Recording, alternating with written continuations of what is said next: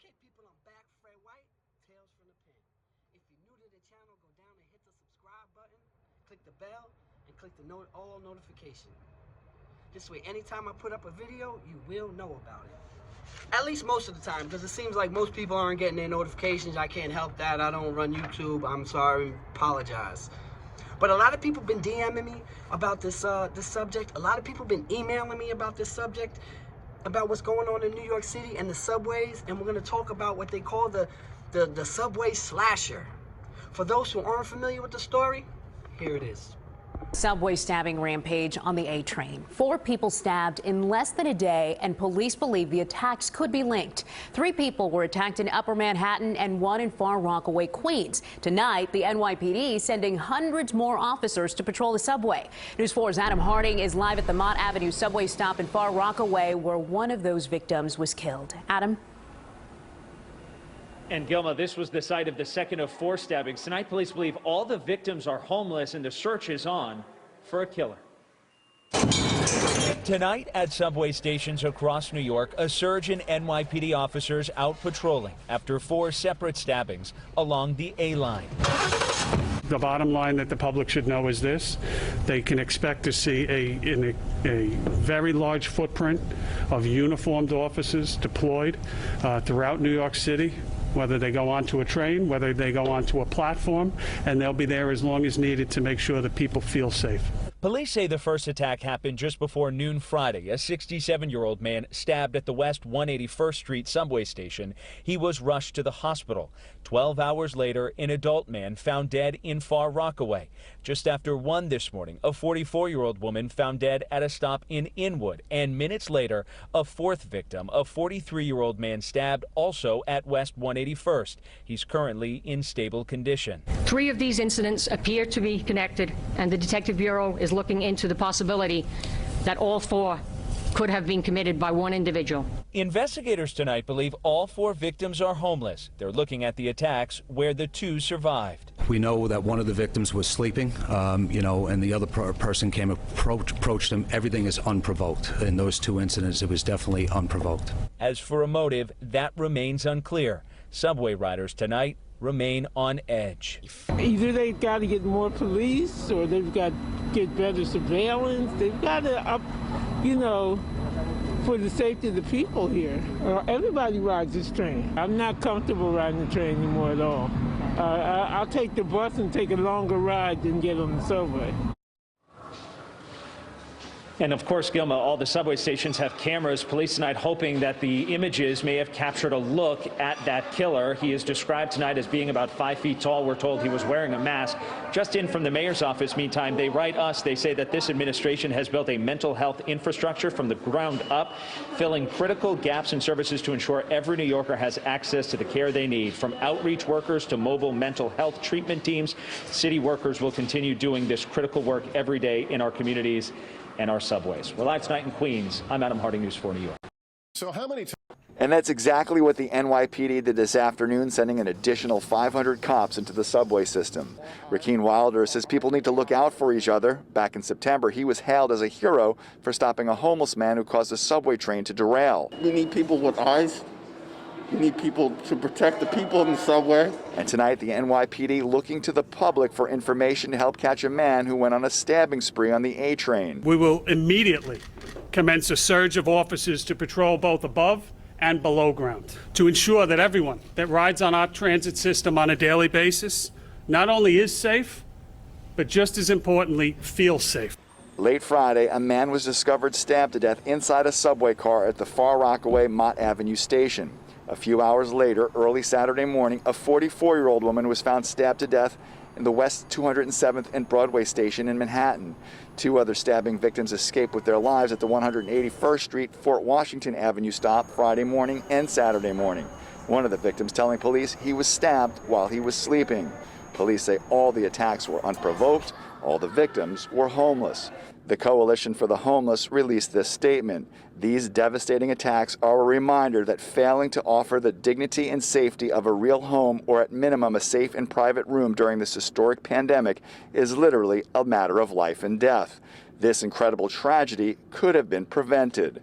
With the 500 additional officers deployed to stations across the city, the NYPD will be working around the clock to bring the killer to justice. I want the families of these victims to please accept our heartfelt condolences for their loss of their loved ones. In the meantime, subway rider Tenora White says people should be on high alert.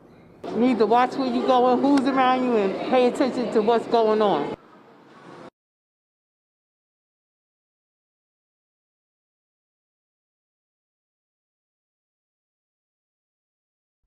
How crazy is that?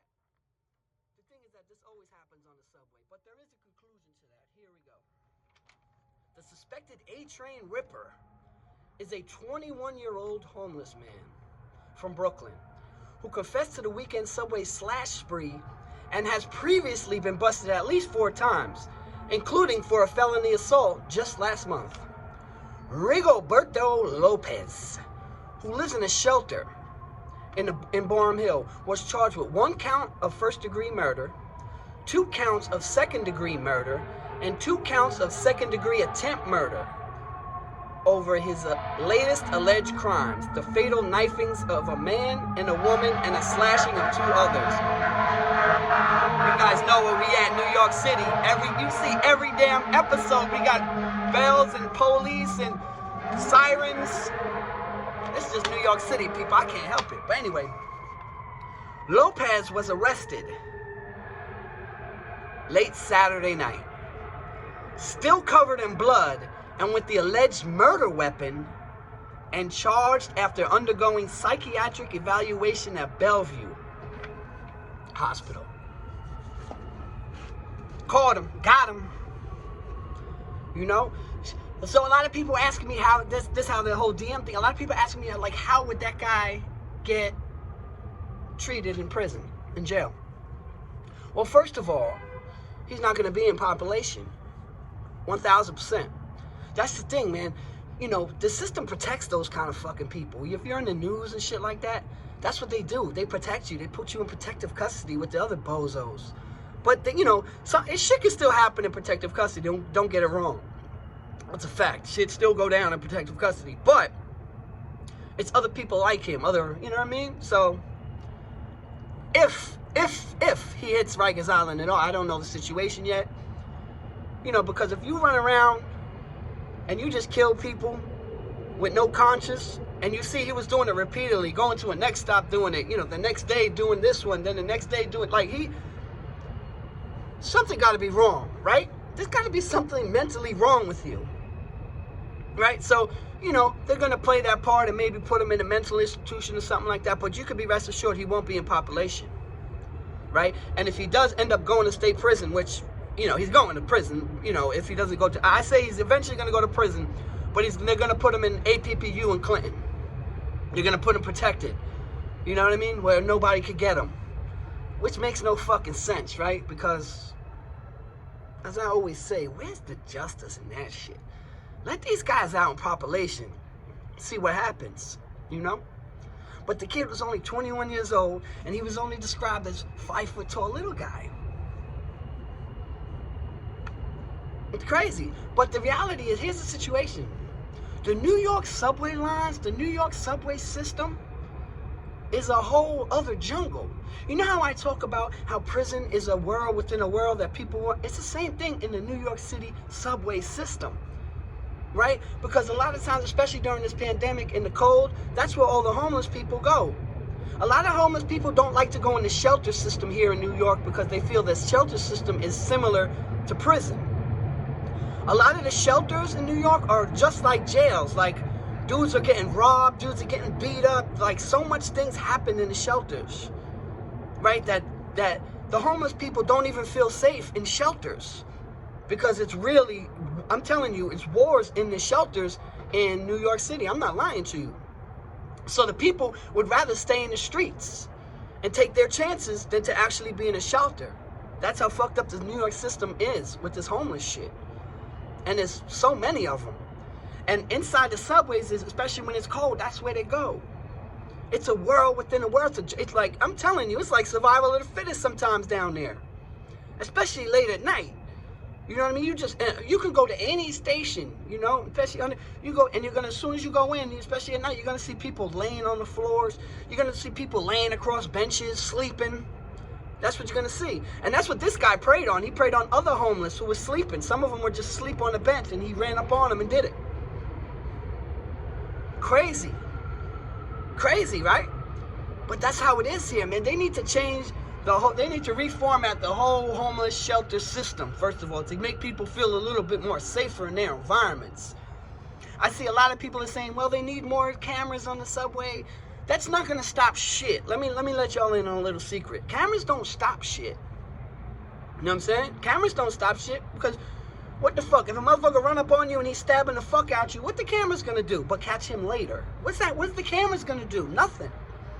You know what I mean? When you got them type of mental illnesses, you know, these things need to be addressed. The mental illness problem is bananas here in New York City. I'm sure it's everywhere. I'm just saying, I'm from New York, so I can tell you what I know. I can't tell you what's going on in Idaho. I can't tell you what's going on in Iowa or Kansas. I don't know.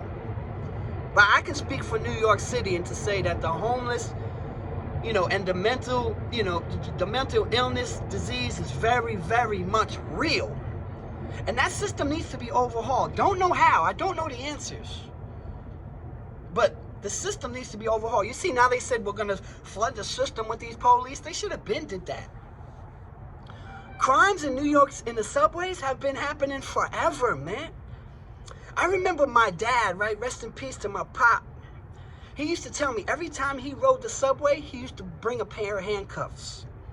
And he used to take them and he used to put them half in his back and half hanging out, so that people would just even think he was a cop. This is how bad back in the days the subways was, before cameras, before hardly any transit police or any of that shit was even existed. Now they have what's called transit police. You know, you see them here and there. You know, there's a lot of undercovers on the train. You know, I can see exactly who they are and what they look like. I know, even though they're undercover, I know what they are. I know who they are. You know, you can always tell. You can always tell by the clean face, the jeans, and the running sneakers. Yeah, and that's how it is. You know what I'm saying? You get on a train, and you see a guy there, clean cut, no hair on his face, wearing jeans, and some running sneakers, 90% he's a cop. He's an undercover cop. That's how it goes. They're there, but they're not as prevalent as they should be. You know, even the thing is that, like, even just right now, you know, we're going through high schools for my daughter and seeing certain places and stuff. And certain places you have to take trains. I won't let her. It's not going to happen. So those schools I'm nixing out just for the fact of I can't have my daughter on these trains. I can't do it. You know? I just, you know, I don't care how, you know, sometimes, you know, Daddy, I'm 13 now. You know, they don't understand. You know, that there's people like this out there. This is why I'm so defensive and protective of my children. Because I know these people exist. You know, these people will kill you and don't have no qualms about it. They don't care. Mental illness is for real here in New York City, people. But they got this guy, and let's see what happens. I mean, you know, we'll check in every few months and see what's going on with his case, you know, and see what the situation is. But rest assured, people, they have finally caught the A-Train Ripper. Rigoberto Lopez, 21 years old. Sad. Sad, sad, sad. But again, we need to do something about these homeless situation in New York City, and we definitely need to do something about the train stations in New York City, and we definitely need to something about, you know, the mentally ill that are walking around New York City. They walk around here every fucking day. You guys seen some of my old videos there when I chased motherfuckers away from schools. You guys see it. That motherfuckers just talk. I have it up on my right here on my channel. Go down, scroll down. You'll see me chase 2 motherfuckers away from these kids. Get the fuck out of here. Beat it. You see me. You know what I'm saying? Sometimes people are afraid to get involved. You know, when they see certain things or certain situations, they're afraid. And I get it, because you don't know the unknown. Like, you see something like that, you're not sure what that other person is capable of. Right? You never know. So sometimes people don't want to get involved. But we as people, we have to get involved, man. We have to, when we see stuff like, we have to get involved. We have to. You know, and again, I understand some people are not built like that. You know what I mean? Some people are not built like me. I get it. You know what I mean? I understand clearly. But, you know, there comes a time, man, you know, when they say, you know, are you your brother's keeper? Right? It doesn't just mean your actual brother, man. You know, are you people? Are you for the people, man? You know, we have to stand up, people. We have to stand the fuck up. It's crazy. I mean, I see it every day, especially out here in Brooklyn. I live in Brooklyn now. I'm from Queen, you already know. But, I mean, the people that walk around here like fucking zombies, man. Zombies. And you just never know what they're capable of. That's why your boy's always on point. Always. My head's always on a swivel. You already know. Paranoid. That's just who I am. This is how most people need to be in New York. You need to know your surroundings. You need to know who's behind you. You need to know everything around you. You know what I mean? So many times I see people on subways and fucking and buses and all, and they're in their iPads with their AirPods, whatever the fuck you call them things, and they're on their phones. Anytime you go on New York City subways and you go into a train, and the train could be filled. 99% of people are not even going to look up at you. Look, they're like this.